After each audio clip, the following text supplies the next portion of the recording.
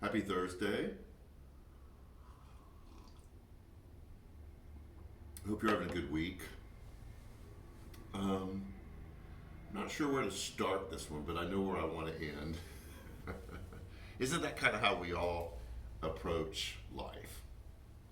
I tend to, because of what I do, I tend to be kind of, and when I say kind of, I mean very particular with the use of words.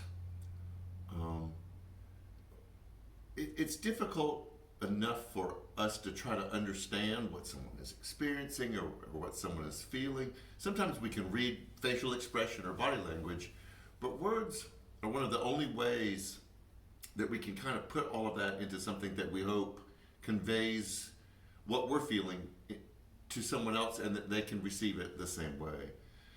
The problem with words, and especially nowadays because of social media and things like that, is that they have become twisted and misused and misunderstood and sometimes weaponized to hurt or to other the other.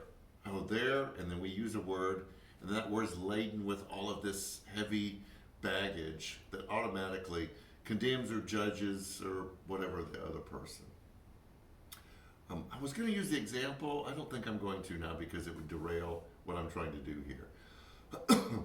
One of the words, and it's our word for Sunday, is courage.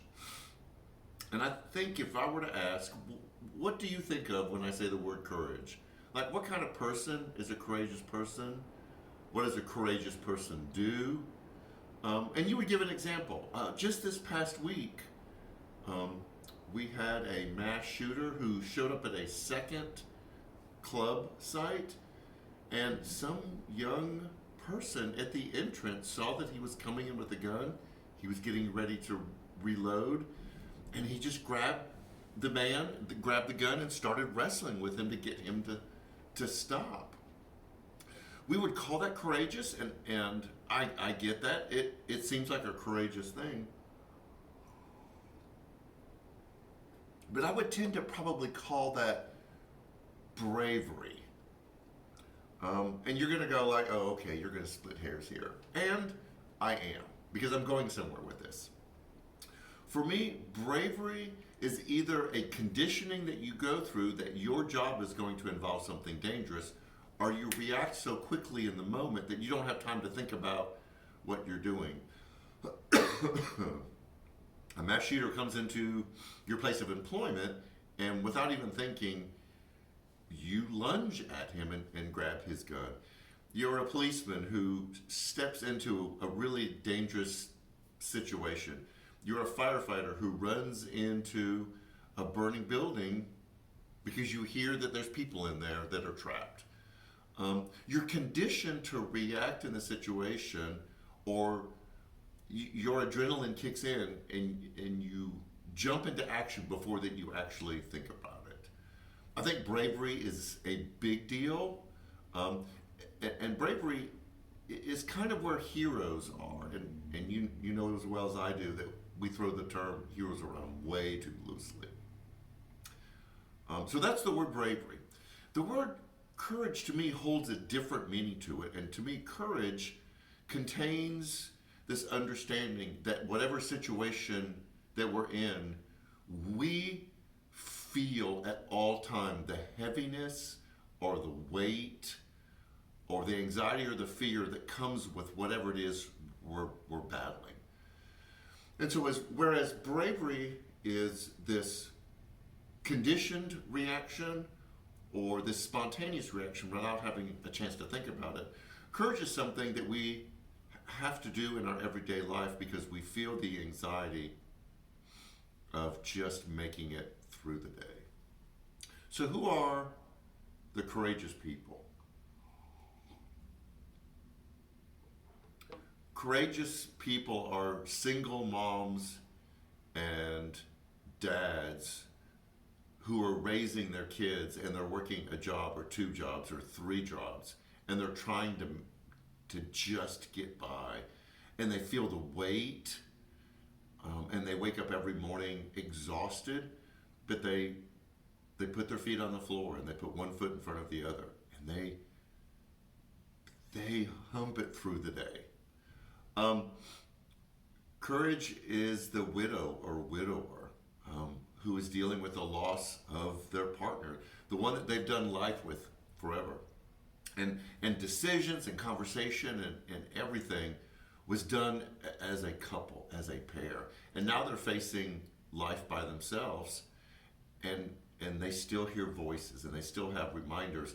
And they're having to do not only the things that they used to do, but they're having to pick up some of the responsibilities and duties of their partner. And yet they continue on. It's the friend who betrayed or abandoned or hurt another friend that knows that they have to make amends. And they know it may not go well. They know that they're going to get told what they did hurt. But they realize that they have to heal that relationship and they have to take that first step and go, we need to talk. I have some things that I need to apologize for. All of those are courage because you're not conditioned to step into the discomfort. You're not conditioned to continue doing the things that you are required to do with having children or being by yourself. You have to muster that every day. You have to summon the courage to just keep going. Bravery, yes. We hold those people in high regard. We respect them. We give them medals. We do stories about them on news.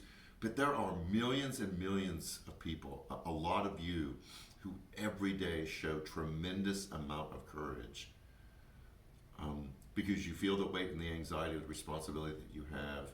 And every morning there is this grunt as you get out of bed and you realize you've got to do it again.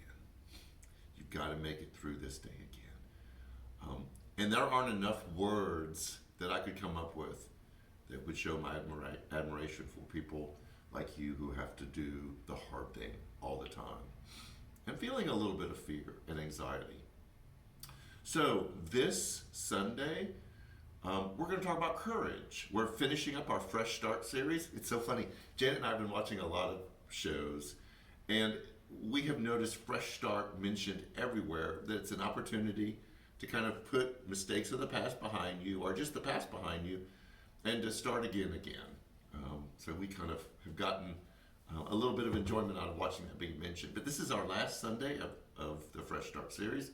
And we're going to talk about what it means to show courage, to be courageous in the way that I just talked about.